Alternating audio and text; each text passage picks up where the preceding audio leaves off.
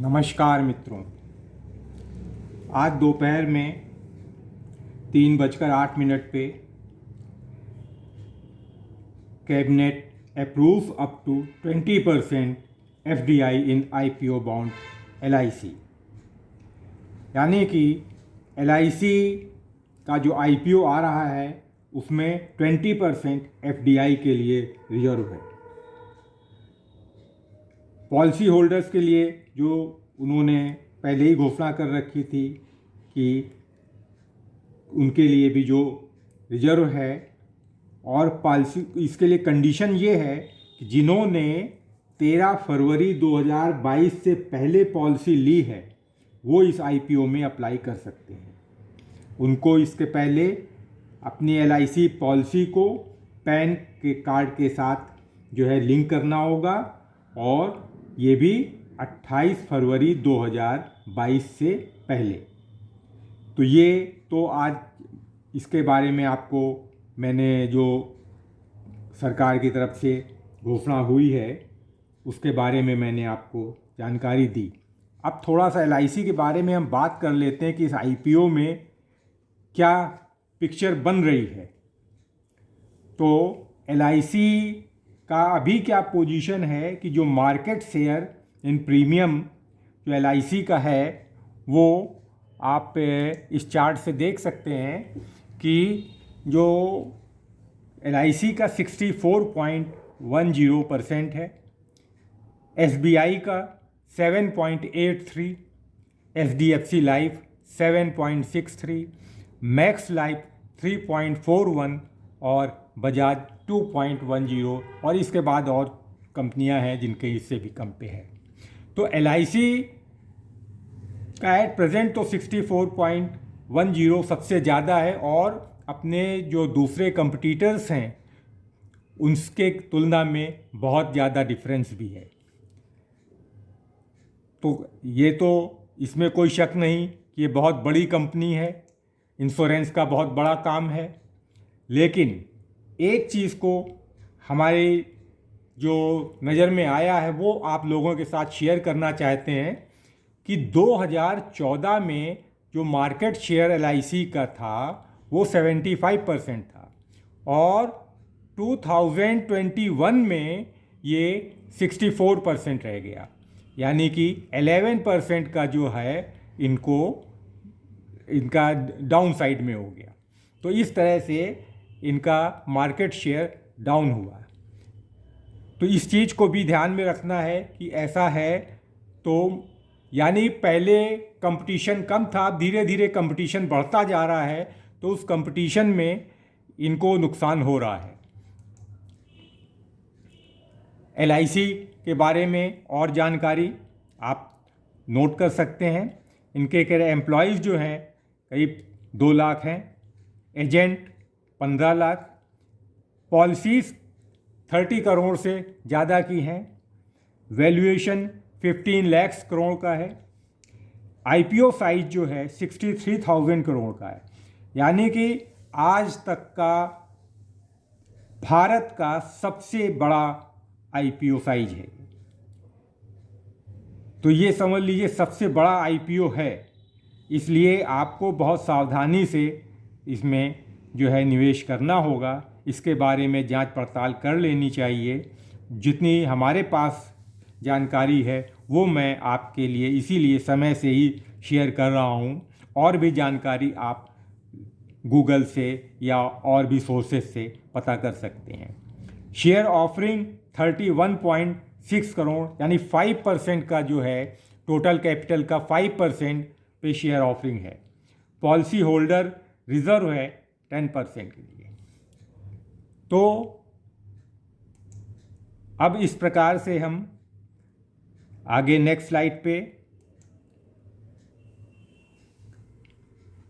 जो आईपीओ अभी तक के जो बड़े आईपीओ थे, ये तो खैर है कि एलआईसी का आईपीओ सबसे बड़ा आ रहा है, लेकिन इसके पहले भी जो बहुत बड़े आईपीओ थे, हम क्यों आपको बार बार यही आगाह कर रहे हैं कि आपको सब जांच के लेना चाहिए, क्योंकि बड़े आईपीओ का मतलब ये नहीं है कि आपको फ़ायदा ही होगा। आप देखिए उदाहरण के लिए अभी लेटेस्ट जो आया था पेटीएम का, 2021 में 18,300 करोड़ का ये आईपीओ था। आज पोजीशन ये है कि उसका शेयर लगातार इशू आने के बाद से नीचे ही नीचे आ गया है। इसके पहले 2010 में कोल इंडिया का आया था। कोल इंडिया का जो आईपीओ था वो भी उस समय का सबसे बड़ा आईपीओ था, 15,500 करोड़ का। उसके बाद कोल इंडिया का प्राइस भी आप देखिए कहाँ से कहाँ आ गया है। रिलायंस पावर 2008 अनिल अंबानी की कंपनी 11,700 करोड़, उस समय के पेपर्स को देखिए तो आज तक का सबसे बड़ा आईपीओ, इस तरह की हेडिंग्स आती थी। तो इस चीज़ से आपको थोड़ा सा एक सतर्क रहना चाहिए कि जब भी ये बहुत बड़े आईपीओ, सबसे बड़े आईपीओ, बहुत बड़े नहीं, सबसे बड़े आईपीओ आज तक के हुए हैं, तो उसके बाद में मार्केट काफ़ी गिरी भी है। इंडिविजुअल शेयर तो गिरने की पॉसिबिलिटी रहती है, पूरा मार्केट भी गिरने की पॉसिबिलिटी रहती है, इसलिए सतर्क रहना थोड़ा ज़रूरी है।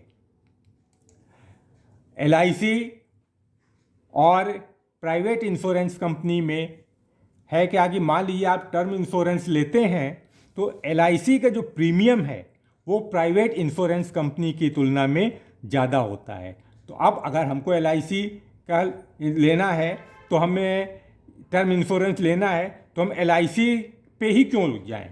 हम प्राइवेट इंश्योरेंस कंपनी में भी ले सकते हैं, इसमें भी अच्छी कंपनियां हैं, टाटा की कंपनी है या और भी किसी कंपनी से ले सकते हैं जिसका प्रीमियम कम हो।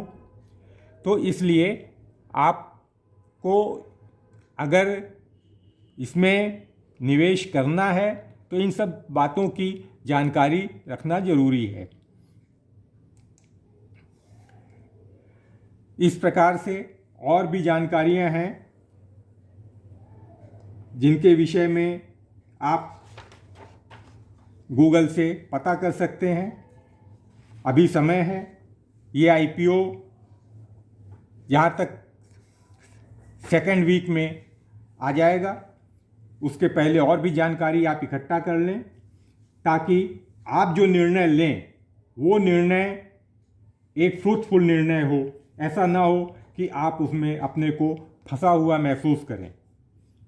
एलआईसी के पास बहुत जो एजेंट हैं उनके पास भी इस तरह का काम होता है, तो वो अगर आप उनसे पॉलिसी लेते हैं तो वो जो कम पॉलिसी जिसमें प्रीमियम कम होगा वो पॉलिसी भी वो बेचते हैं। तो इसलिए उनके एजेंट ऐसा नहीं है कि उनसे कोई उनकी ऐसी रिलेशनशिप है कि हम एलआईसी का काम कर रहे हैं तो और कोई काम नहीं करेंगे। तो इसलिए इंश्योरेंस कंपनी के जो एजेंट हैं, अगर आप उनके से बात करते हैं कि और इस कंपनी का आपके पास इंश्योरेंस है, तो वो उसका भी इंश्योरेंस आपको दिला देते हैं। तो इसलिए कस्टमर तो उसी के पास जाएगा जो हमको अच्छी चीज़ भी दे रहा है और पैसे भी कम हो। तो इसलिए एलआईसी के लिए आपको लेने से पहले ये सोचना पड़ता है कि प्रीमियम जिसका कम होगा, जिसकी सुविधाएं अच्छी होंगी, हमें वहाँ से प्रीमियम लेना चाहिए। तो इसी सोच के साथ आईपीओ में भी आपको सोच समझ के लगाना चाहिए कि कंपनी आगे उसकी क्या परफॉर्मेंस रहेगी। कभी कभी क्या होता है कि बहुत बड़ा आईपीओ है, शॉर्ट टर्म में आपको कुछ समय लगा कि आपको गेन मिल गया और उसके बाद में जो है बिल्कुल डाउनफॉल चालू हो गया। आशा है हमारे द्वारा दी हुई जानकारी से आपको एलआईसी के आईपीओ लेने के निर्णय में लेने में आपको सहूलियत होगी और आप सही निर्णय ले सकेंगे। इस उम्मीद के साथ इस वीडियो को समाप्त करते हैं और उम्मीद करते हैं कि आप लगातार हमारे जो वीडियो देख रहे हैं उसमें से कुछ ना कुछ जानकारी तो आपको मिल रही है, वो आपके लिए फ्रूटफुल है। और आपसे विनम्र निवेदन है कि आप हमारे इस चैनल को प्रोत्साहन दें, बेल आइकन को प्रेस करें, सब्सक्राइब करें और लाइक करें। बहुत बहुत धन्यवाद।